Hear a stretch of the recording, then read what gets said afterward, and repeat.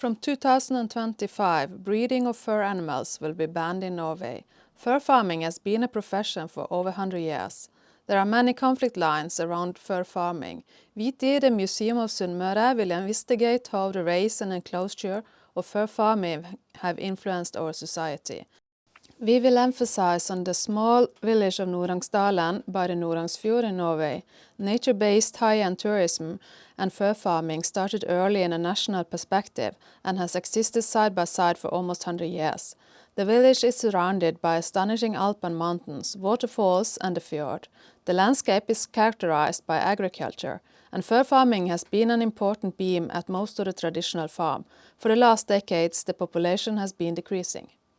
The last fox and mink farms that have characterized the village for almost a century will soon be torn down. With those, all the visible traces in the landscape disappear.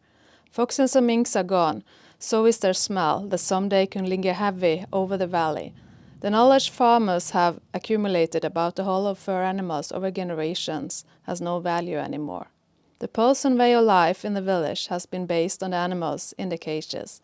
In breeding season, the village has been on tiptoe to not upset the animals. For both young and old, there were always job opportunities in the fur preparation seasons. What is left is the postcard view with majestic mountains, green fields, traditional dairy farms, and a magnificent hotel in Swiss chalet style, dated back to when the first international tourists discovered Western Norway. How can we as a museum communicate this shift? How can we disseminate what we don't see from our recent past, our intangible heritage? What about the changes in luxury consumption, where some elements is now forbidden, while others, such as high-end holidays in vulnerable landscapes, is valued and glorified? What will the future of Norangsdalen be like? The methods of slow memory will extend the museum's knowledge and an understanding of the complexity of how fur farming has developed in our region, and how both local and transnational trends has influenced its development and enclosure. Important sources are historical archives, photographs, Viti's collections, the participants' own stories, and the village itself. We believe this can lead to a recognition of the fur farming's impact in our region, no matter our society's view on the ethics around the use of fur and fur farming. At Sunnmøre Museum, our open-air exhibition practice is to represent different buildings from pre-industrial farming society in our region, while indoor exhibitions also disseminate more modern society items.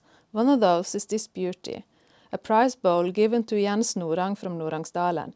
He played a major role in establishing and developing fur farming in Norway in the 1920s. He combined his experience and knowledge as a vet, horse breeder, work on his parents' farm in childhood, and visits to fur farms in Canada in this. Our project will form a part of a national cooperation between museums and institutions dealing with the same topic, and cover both documentation, developing museums' collections, and new exhibition and dissemination practices.